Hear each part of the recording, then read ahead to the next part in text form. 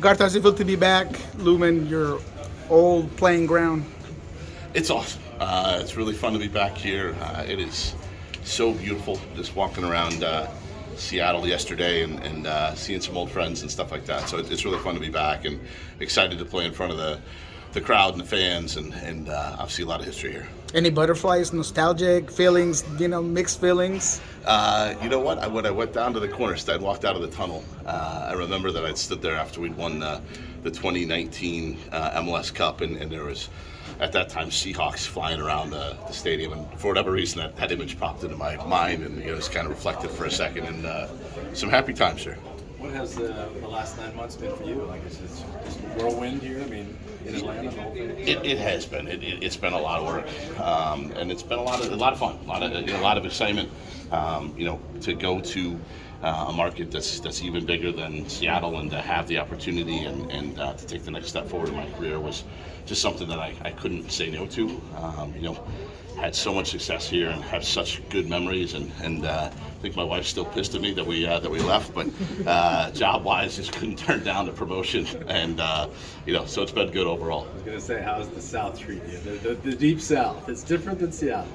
Believe it or not, culturally, it's slightly different in Atlanta than Seattle, but it's purple. We go right down the middle there, and we get along with everybody, and look, it's obviously a really diverse place, and that's the kind of place that's been a good place to raise kids and to help them, to let them see people from all walks of life, and it's been that part's been really good, I think, and family.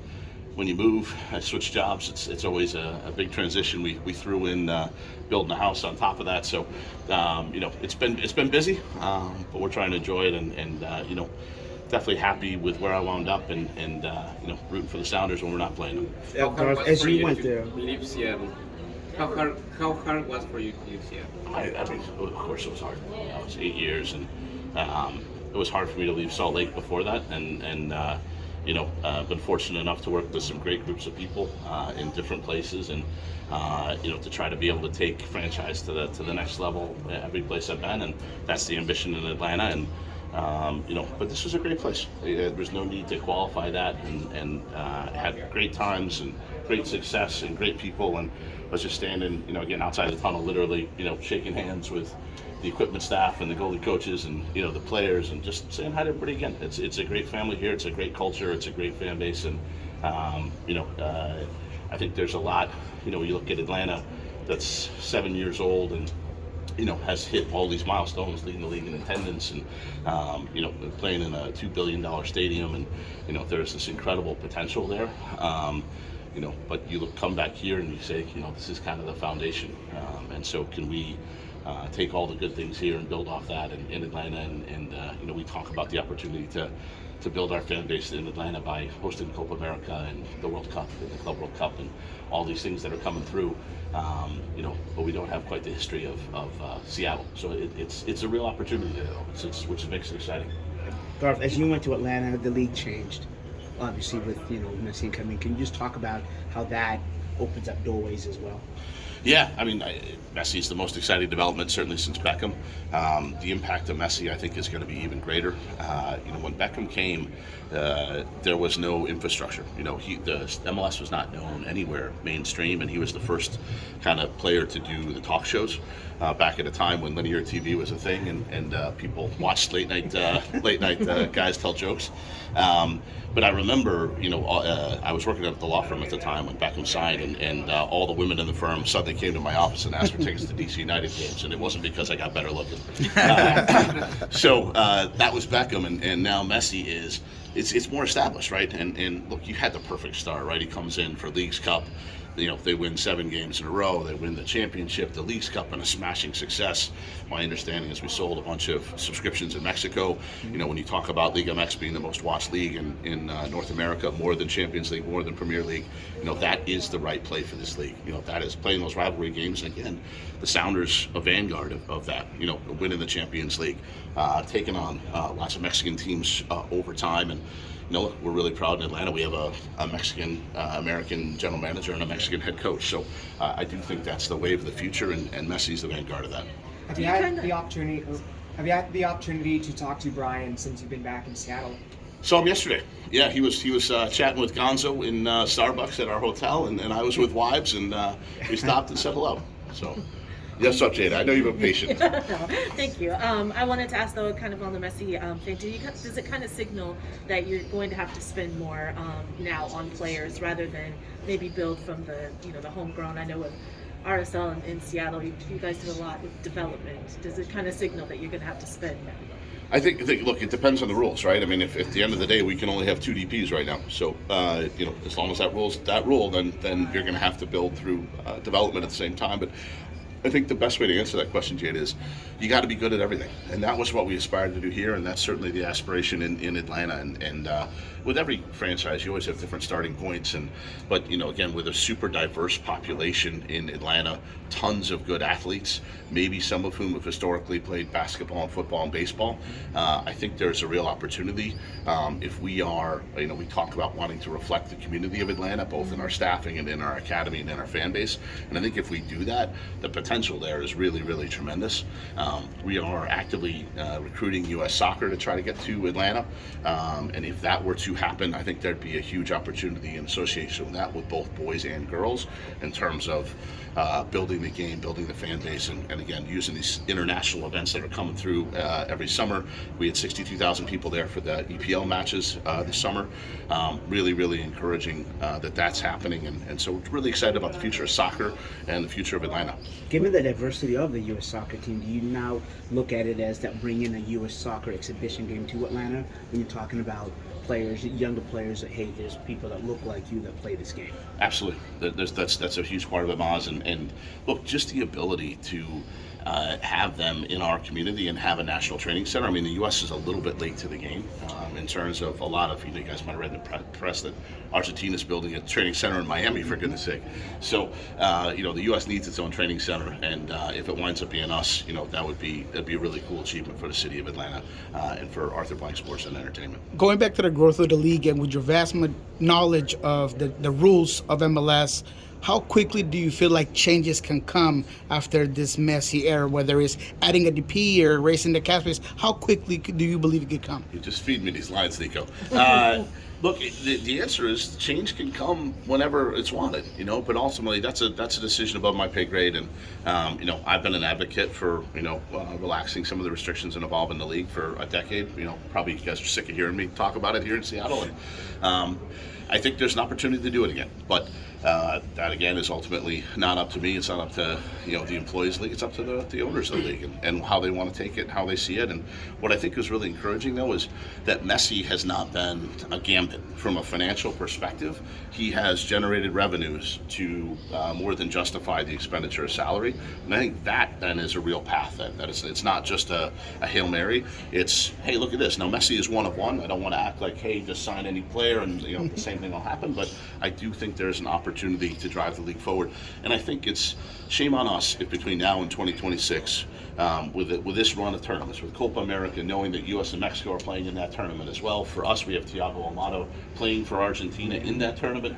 That opportunity is so massive. Hopefully Miles Robinson playing for the United States by then as well. But to have that tournament, that's the biggest game in town, and then the Club World Cup is, and then the World. So we got this huge run and opportunity for exposure of the game, and that stuff's really encouraging. So you're saying that Thiago Almada is going to remain next year with Atlanta United? It's up to Thiago. We'll work with Thiago, and we'll see what he wants to do. But it's a two-way street, and we love having him, and I hope you guys will get a chance to watch him play tonight, because he's really special, he's really fun, and continues in the line of midfielders that I've been lucky enough to have, from Javi Morales to Nico Ladero to Thiago Almada. What there's some of the insight maybe that you could give as far as Craig goes? I mean, you made a lot of big moves, as far as general manager. I mean, he's been kind of, more strategic, maybe, I guess is what you would say. But, what do you, I don't know what you're evaluating, but, what do you think is like personality-wise of him and kind of how to look at his style of general manager? Look, I've known Craig a long time. He followed me in Salt Lake and now followed me again here. So what I would say is I think the franchises are good heads.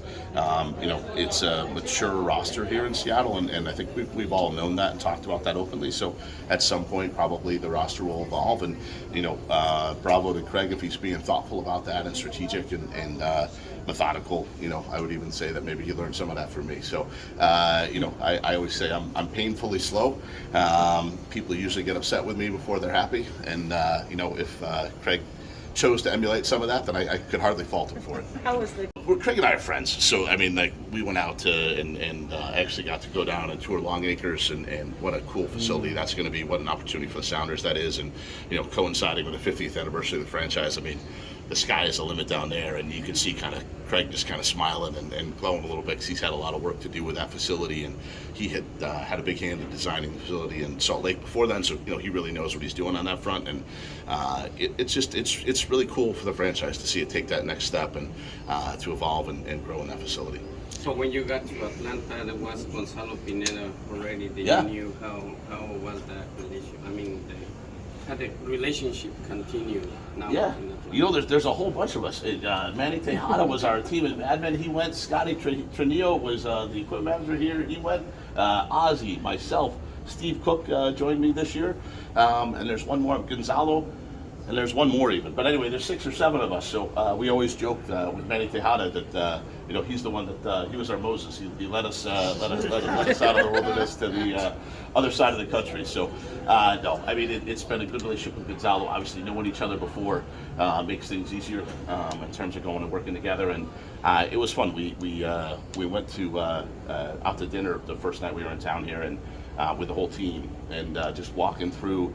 I lived in the suburbs here, lived in Kirkland, and so I didn't spend that much time walking around downtown Seattle, so it was really interesting to be back as a tourist and just to appreciate the beauty that is down here around the water and stuff like that. And so Gonzo and I were kind of sharing our memories and experiences and even reminiscing about driving in the traffic on 405. So not all positive, but a lot in common. Gonzalo's under a lot of pressure. Gonzalo Pineda's under a lot of pressure.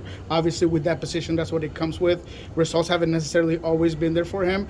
Is that something that you have to maybe talk to him about, or is that people that work more with soccer operations that talk to him about something like that?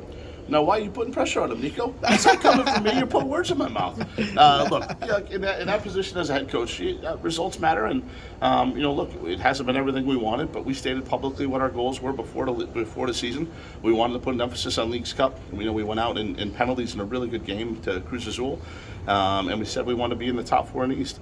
For us, we're a work in progress. This was not a championship contender last year, and Rome wasn't built in a day. So we got to be patient. We got to be methodical. We got to upset people like Jada sometimes who don't want to be patient while we're changing and cutting and chopping and stuff like that. So we'll work together. And my job in my new role is to support both my coach and my general manager and to try to give them the tools they need to be successful.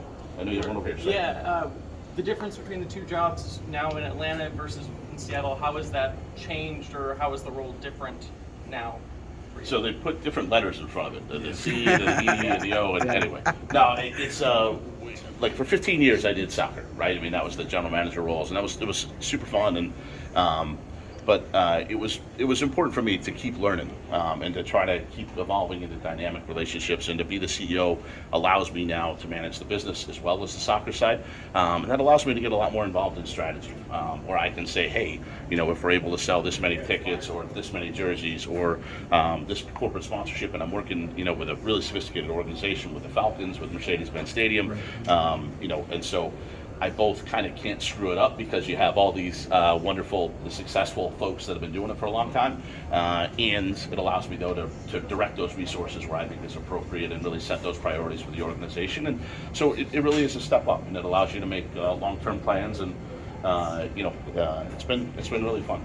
So this is not a comparison. I don't want it to sound like that, the question, but the owner you have now he's a pretty progressive and creative owner. Can you just talk about that, your relationship with him? Arthur Blank's amazing person. One of the things that one of the first things I did is he has a yacht, a large yacht, and you wouldn't think that's a great lead to a story, but let me finish. So I go out there, and I'm like, what am I doing out here? And it wound up that was something that he wanted to share with his employees. So I was out there with for a couple days with 5 people who had finished 20 years of service for Arthur Blank in various positions. So this was like the assistant equipment manager for the Falcons, the head of operations, like folks like that. But it was like this idea of, yes, you have this symbol of wealth but not used ostentatiously, but rather to reward the employees and to make them feel part of this culture and this thing. And we have our core values at Arthur Blank Sports and Entertainment. They're literally on our letterhead and on everything we do. And we try to put people first and be inclusive. And it's honestly, it reads a lot like stuff you would read on a corporate letterhead in Seattle, if I'm honest. So it's been a really welcoming place. It's been great for my family. And he's an inspiring guy to work for. I mean, as the founder of Home Depot, and he signed the Giving Pledge, which means he's going to give away a large percentage of his wealth. He's already given away over $1 billion, if you can believe that, to charitable causes. So he's a really inspiring person, and it's been a pleasure to work for him. And was that Too part many of the countdown, alluring? guys. Sorry. Part of the alluring to go there, obviously. There, For sure, not for just sure. the money, but I mean, And obviously. as an iconic entrepreneur, a certain part of it. Look, I work for great people here too, so Sure, I yeah, don't want to yeah. I don't want to act like one is better or anything like that. But Arthur's been inspiring to work for, and look, I get a great boss in Steve Cannon.